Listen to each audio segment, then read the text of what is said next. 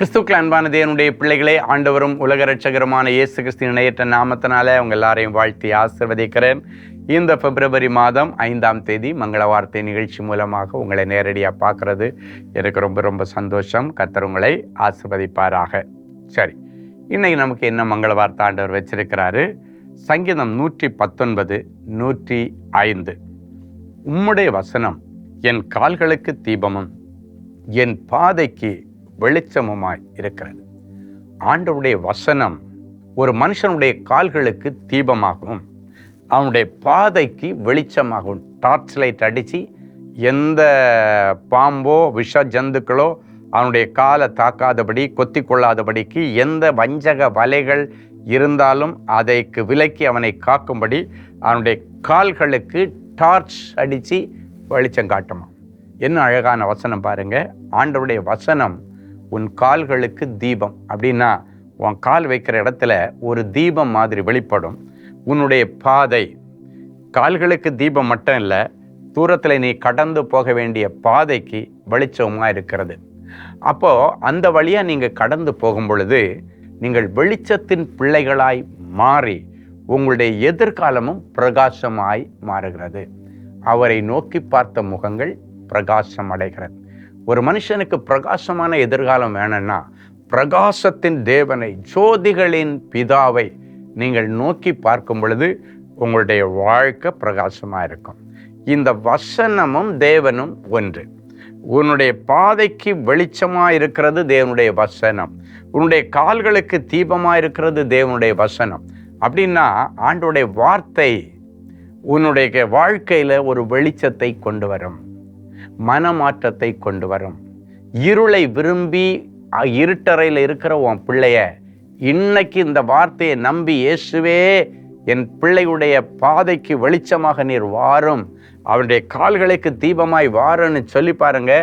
இருட்டறையில் இருட்டை விரும்பி வெளிச்சத்தை பார்க்காம, வெளியே போகாமல், பள்ளிக்கூடத்துக்கு போகாமல், கல்லூரிக்கு போகாமல், வேலைக்கு போகாமல் இருட்டறையில் இருக்கிற உன் பிள்ளைய ஆண்டவர் இன்னைக்கு வெளிச்சத்துக்கு கொண்டு வந்து புத்தி தெளிந்து, டிப்ரெஷன் மாறி, ஆங்ஸைட்டி மாறி உன் பிள்ளைகளை நீ தொடர்ந்து முன்னேற இந்த வார்த்தைகள் இன்றைக்கு உங்கள் பிள்ளைகளுக்கு ஒரு விசேஷித்த மறுவாழ்வு கொடுக்கிறது, வாய்ப்பை ஏற்படுத்தி கொடுக்கிறது.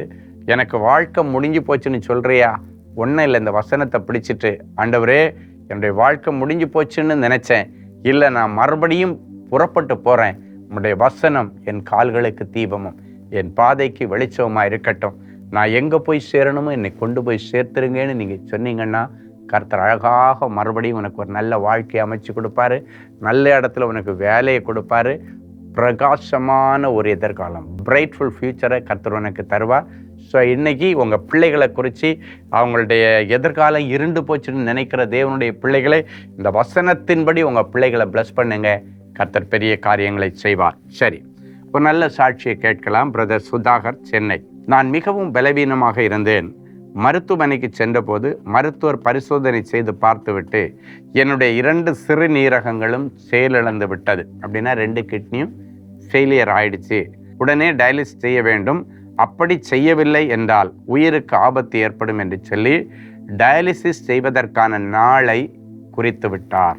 அந்த நாளுக்கு முன்பாக நான் அன்பரின் பாதத்தில் ஒரு நாள் உபவாச கூடுகைக்கு நடக்கக்கூட முடியாமல் பலவீனத்துடன் வந்து கலந்து கொண்டேன்.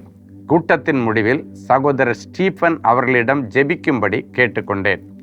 சகோதரர் அவர்கள் கண்ணீரோடு, ஆண்டவரே என் பிள்ளைக்கு சுகத்தை தாரும் என்று சொல்லி பாரப்பட்டு ஜெபித்தார். கர்த்தர் அந்த ஜெபத்தை கேட்டு எனக்கு அற்புத சுகத்தை தந்துவிட்டார். நான் மீண்டும் மருத்துவ பரிசோதனைக்கு சென்றேன். மருத்துவர் பரிசோதனை செய்து பார்த்துவிட்டு உங்களுக்கு டயாலிசிஸ் செய்ய வேண்டிய அவசியம் இல்லை, உங்களுடைய சிறுநீரகங்கள் தானாகவே செயல்பட துவங்கிவிட்டது என்று சொன்னார். இந்த அற்புதம் எங்கே நடந்துச்சு தெரியுமா? அன்பரின் பாதத்தில் ஒரு நாள் கூட்டம்.